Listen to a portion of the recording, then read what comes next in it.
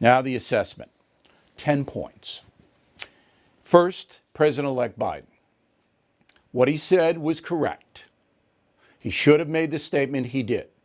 But I would feel, as an American, much more comfortable with Mr. Biden had he made a statement similar when the social justice stuff was happening.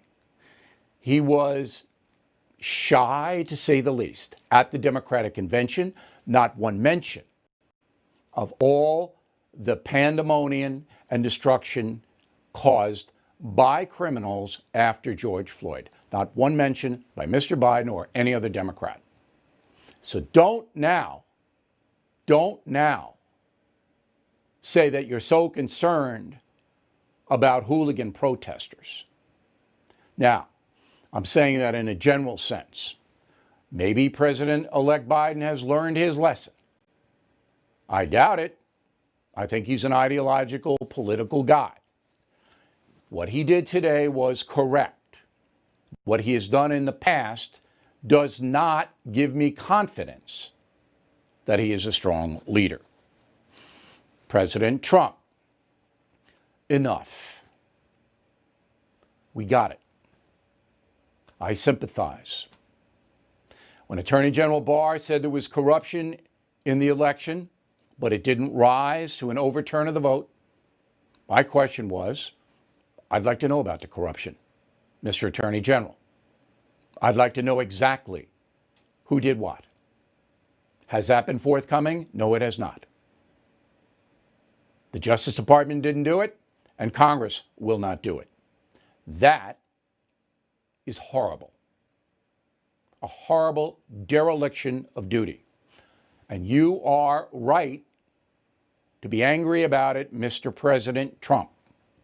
But enough. We got it. More than 70% of those who voted for you believe the election was rigged. The point is there.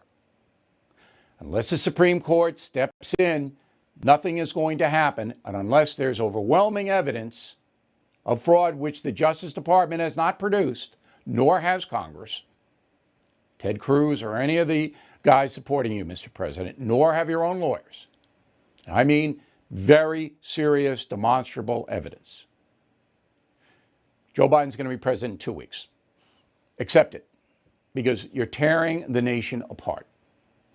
We're going to get to Georgia in a minute, but President Trump did not help the Republicans in Georgia. He did not.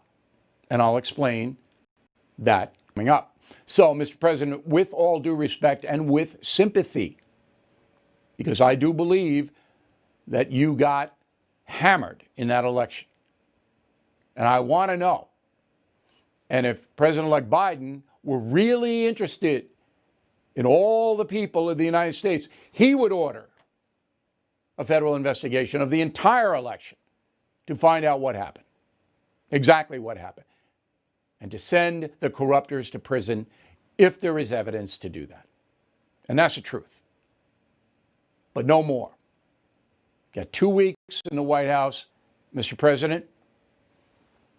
Go out. You don't have to concede. You don't have to show up at the inaugural. In fact, that would not be a good thing for the country. Be polite to the Bidens. Have breakfast with them on the day of the inauguration, as the Obamas did with you. Give him some advice that you'd like to give him, and then leave. Certainly you can run again if you choose to. Get 70 more million people voted for you. But enough of this now. Not good for the country. Not good for anybody. Think of the dead woman. Hey, Bill O'Reilly here. As you all know, the dollar is at a 10-year low, and November could spell real trouble.